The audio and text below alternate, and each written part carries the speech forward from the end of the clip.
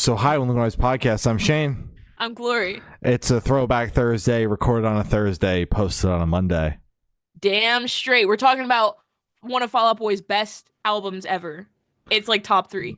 Top fucking three. Glory said that, and I sighed before pressing the record button. I didn't tell her we were going to start recording. I just sighed and hit the recorded button and started the intro.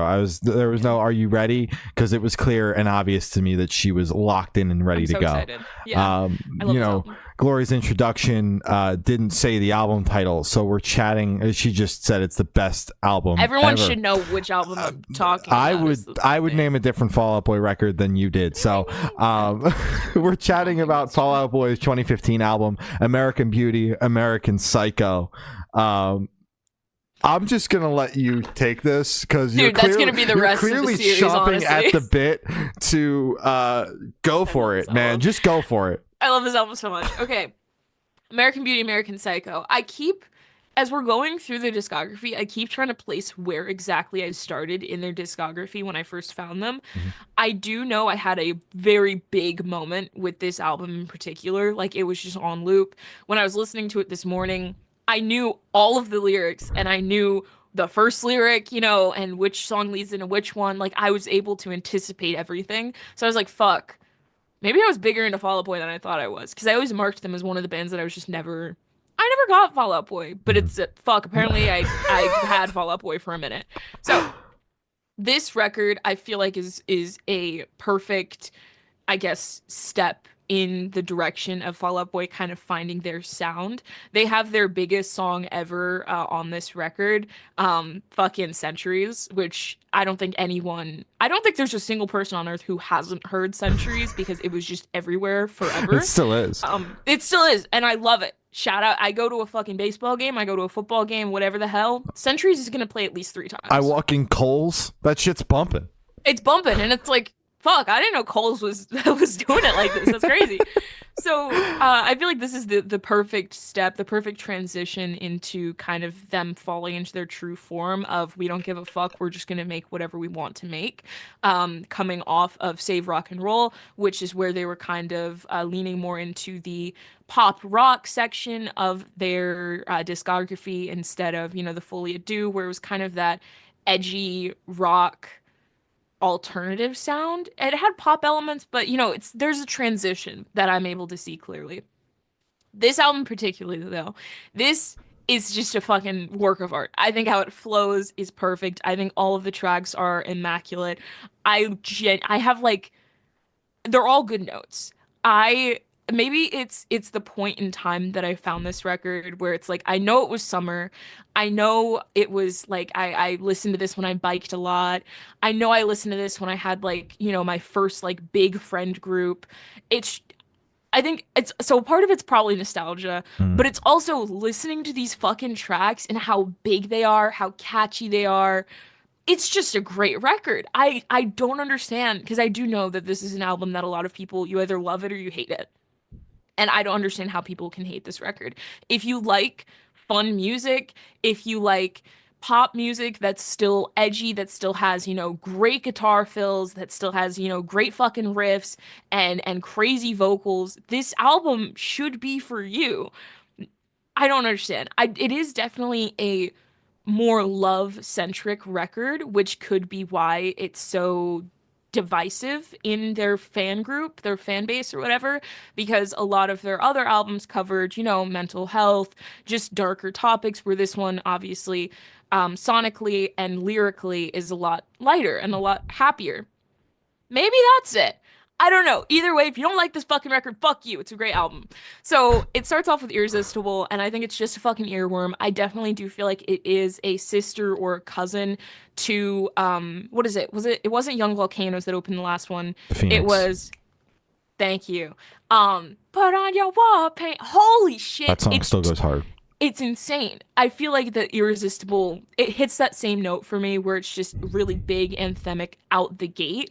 Obviously, Save Rock and Roll opens up just a lot crazier, and the fucking beat and how it just feels like everyone's fucking running, it's insane. So Save Rock and Roll kind of is better in that aspect, but Irresistible is still a fucking catchy earworm. I'm not gonna go song to song, bar for bar. I'm sorry. I could see it in your eyes. You're like, dog, don't fucking do that shit. And I won't. Don't worry. There are 10 tracks here. Oh shit, 11. I don't really, sorry, I always skip Twin Skeletons. So for me, the record ends. You finally have a take like that. Thank God. It's always me. It's always me being like, this album is 9 tracks because I skipped the middle one because it sucks. It's just, I could not tell you what it sounds like. I think I just always skipped it. It always ends on Immortals for me. Shout out Immortals. That's another one, Imagine Dragons-esque. But again, it's Fall Out Boy, so I give them a pass. I'm just gonna say my personal favorites. American Beauty, American Psycho. I love it. It's almost like is on the edge of being hyperpop with just how upbeat and how fast it is, how it literally does not stop the entire time.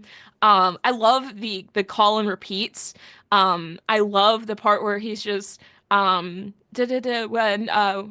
you, me, something about pity, sex, nothing more, nothing less. That little part where he's just chanting and you could just kind of bounce along to it. That part holds a special little place in my heart for me. I do enjoy Jetpack Blues,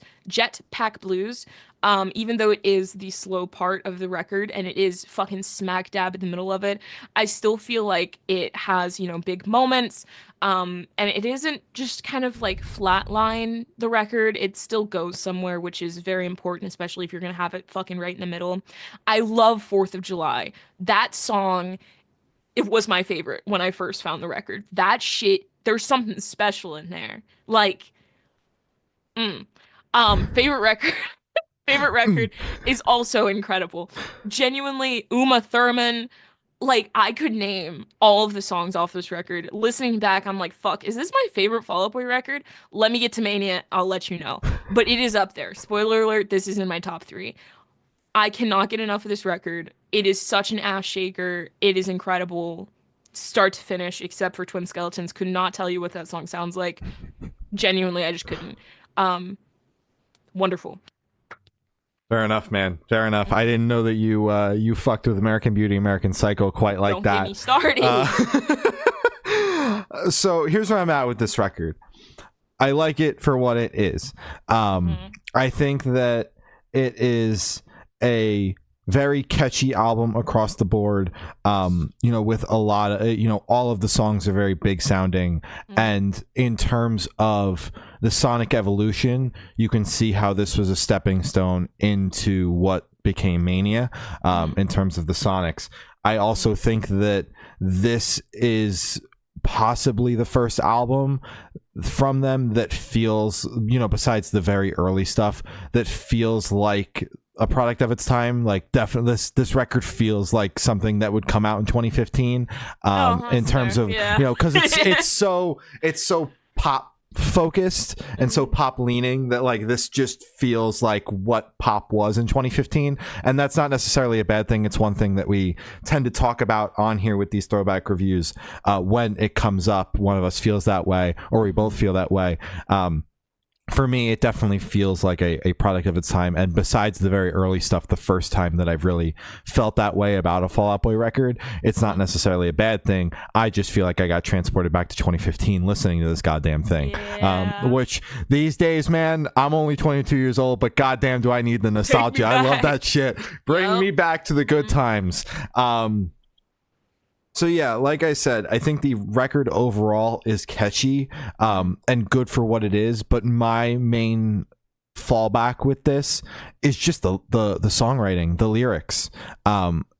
Like, they've just taken a nosedive. Like, I like Fall Out Boy because of the lyricism, and so fair. what we got on the records that I really enjoy, and even Save Rock and Roll, like listening to this and then listening to Save Rock and Roll, it's like they both come from the post hiatus era, but it almost feels like lyrically they don't even compare, and they're only a couple years apart. Like, this record was the definition of going for mass appeal, and just straight up writing pop songs, and the songwriting being more so focused on how big it can be and making sure that the chorus really pops. Whereas I feel on the older stuff they had a good balance of the chorus popping on the songs, but the songwriting around the rest of the song with the lyrics on the verses and whatnot was still up to par with the rest of the song. So that's honestly my main gripe with the record. And ultimately why I maintain my opinion of still enjoying pre-hiatus Fall Out Boy, since this is one of the few bands where they get split down the middle with their pre and post hiatus stuff. You really pick a side, and you fall on that one typically. You know, this was my first time listening to the record in full, although I was familiar with a bunch of the songs, because this is, you know, really the album that was just fucking massive. These singles were huge. Yeah. You know, the first time they really had a moment like that in a minute. Yeah, like could not escape Uma Thurman and especially Centuries. You could not escape those songs. I've heard them. I've heard those songs thousands of times, I think, in passing. I like the way it opens with Irresistible, but let me just preface, this record, along with Save Rock and Roll, took a few listens for me to come away enjoying more than just the songs I already knew, which I think is just becoming kind of a thing, because what I expect Fall Out Boy to sound like and what they ultimately sound like with these past couple of records that we chatted about is night and day. You know, because the sound has changed so much. They're still Fall Out Boy at their core, but sonically things have changed a lot. So it takes me a few listens.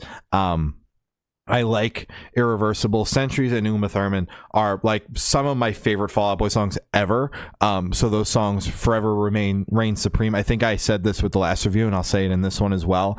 There's something about Fall Out Boy and their big mainstream singles. Typically with bands that I'm fans of, those songs immediately go to the wayside. But for Fall Out Boy, there's something about their lyric writing and their songwriting that I'll continue to come back to those songs, even though I've heard them hundreds of times. So big shout out those songs. I like Novocaine, Favorite Record, and Immortals as well. American Beauty, American Psycho, the title track, is the one song that I'm still trying to decide if I like it or not, because my initial feeling was such visceral hate the first time I heard the song. No, it was love at first sight for me. Holy shit. Okay. It's so busy in your face. It's so busy in your face, and basically the chorus is the album title. But it's awesome because it's like two sides of the same coin. It's the fucking killer and the... But that's the literal definition of what I just explained about the lyric writing. It fucks. I don't know what to tell you. I know. So that's the only song that I'm still like TBD on. For the most part, I largely enjoyed the record, like I said, for what it is. But my opinion kind of remains the same across their discography, where I went into this one total open mind. Like I literally I got blown away by the Used. They played possibly my favorite record in full, and then I walked out to my car and I was like, gotta listen to the Fall Out Boy album because I won't have time tomorrow morning. So I was riding a high with absolutely zero expectations other than I got homework to do, basically. So I went in with a total open mind, which, you know, is my ultimate goal with doing this. So yeah, like I said, I'm gonna keep beating a dead horse, or I don't want to keep beating a dead horse. The album is solid for what it is. I got my favorites, I got my songs that I'm like, I don't know about. But yeah, I kind of feel like, you know, you said you can love it or you hate it. I feel like I'm walking the middle line here. You're where like I like it. If you put it on, I wouldn't be upset. I'd rather you turn on pre-hiatus Fall Out Boy. That's where I'm at. Yeah. So those are our thoughts on Fall Out Boy's 2015 album American Beauty, American Psycho. Glory and I have not killed each other yet throughout this review series, which is good. I thought that we were gonna get because I knew what my thoughts were. I wasn't vocal with them before we started recording. You were very vocal 15 seconds before I hit that record button. Right before you pressed. I was like, I love this record. So you know, I didn't know how this one was gonna go, but you know, man, we're respectful of each other's opinions, except when they're totally out of left field. is the respect in the room with us. Just left. But those are our thoughts on Fall Out Boy's 2015 album, American Beauty, American Psycho. We've been chatting about all of the Fall Out Boy albums. All of those are linked in the description below. We got a couple more to go, and then we'll be wrapping it up. So we'll start taking suggestions. We love to hear what people think we should chat about next. We're always open to suggestions. So if you got a band or an artist that you think that we should dive the entire discography on, let us know down below. Other than that, you can follow us on Instagram is Good Noise Podcast, Facebook is Good Noise Pod, TikTok is Good Noise Podcast, YouTube is Good Noise Podcast, audio streaming services are Good Noise Podcast, and Patreon is patreon.com/Good Noise Podcast. As always, subscribe to us here on YouTube. It helps us out a ton. It's the only place we post these throwback reviews. And other than that, I've been Shane. I've been Glory. And we've been the Good Noise Podcast. See you next week. Bye. Bye.